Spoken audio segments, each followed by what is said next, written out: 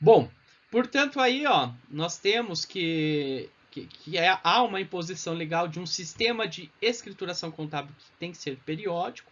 No caso aí, 2 balanços financeiros e o resultado econômico no ano. Então, por ano, eu tenho que fazer isso.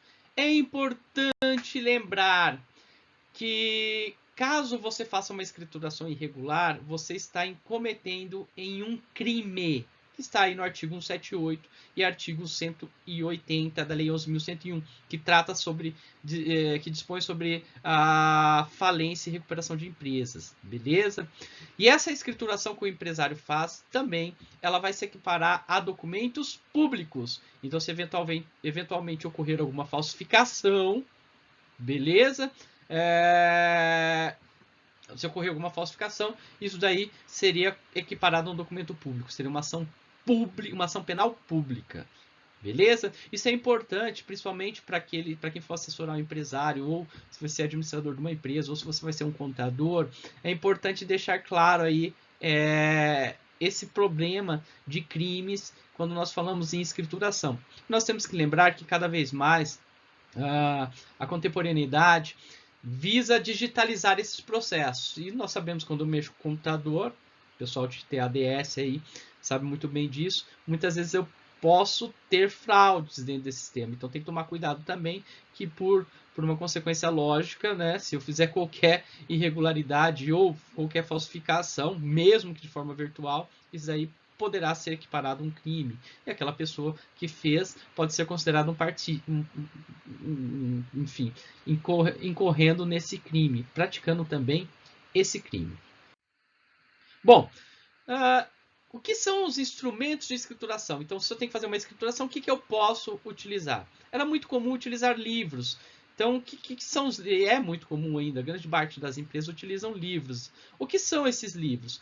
Nada mais são do que folhas que elas são impressas, daí depois faz uma capa dura, que nem fosse o TCC, que talvez os senhores e senhoritas já tenham visto, e eu levo na junta comercial depois para autenticar.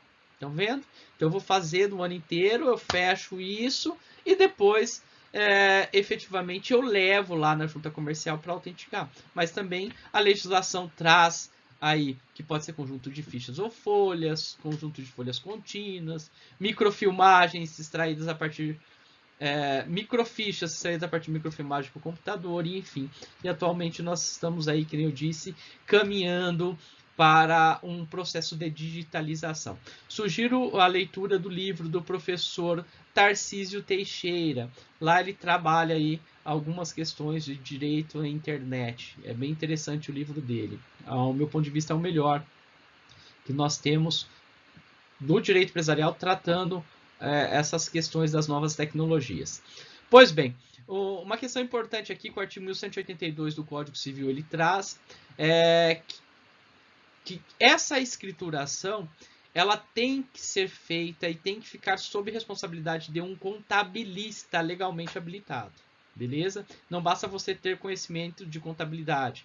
Já era comum antigamente, tinha aquelas. Antigamente fica feio, né? Mas enfim, aquelas pessoas que faziam contabilidade no ensino médio, estão vendo? Que agora voltou, né? Mas antes era muito comum. Você escolhia lá contabilidade ou normal, que seria o magistério, né?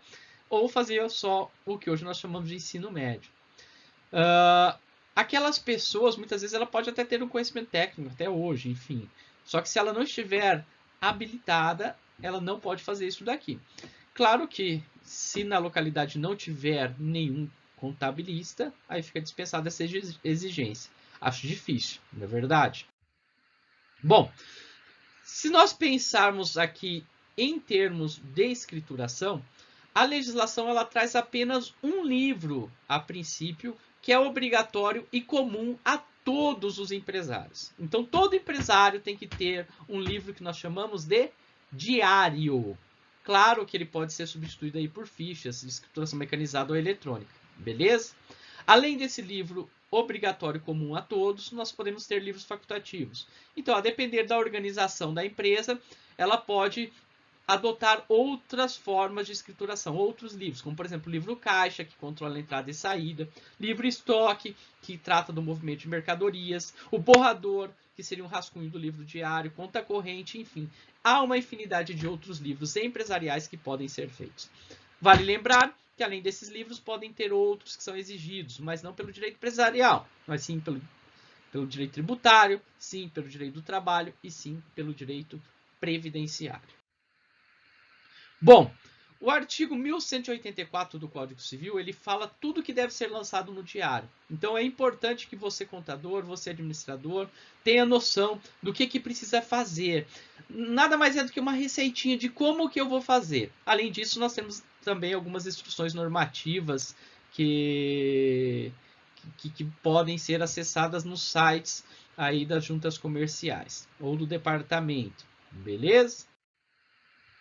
Bom, se nós vimos que existem alguns livros, que existe um livro que ele é obrigatório a todos os empresários, que ele é comum a todos os empresários, existem alguns livros que são específicos, que também são obrigatórios, mas apenas para alguns empresários. Exemplo, registro de duplicatas. Então, quem que tem que ter o livro de registro de duplicatas? O empresário que emite duplicata.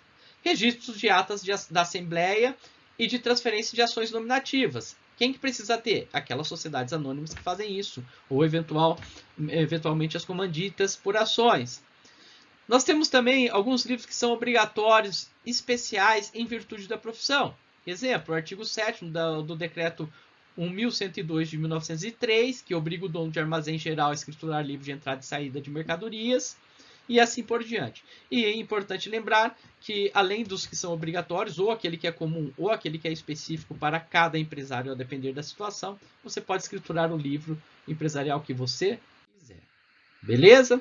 Aí eu coloquei um esqueminha. Então, nós temos lá livros comerciais ou livros empresariais, como queira. Obrigatórios. Comuns a todos os empresários. Diário, ou fichas, ou balancetes diários e balanço.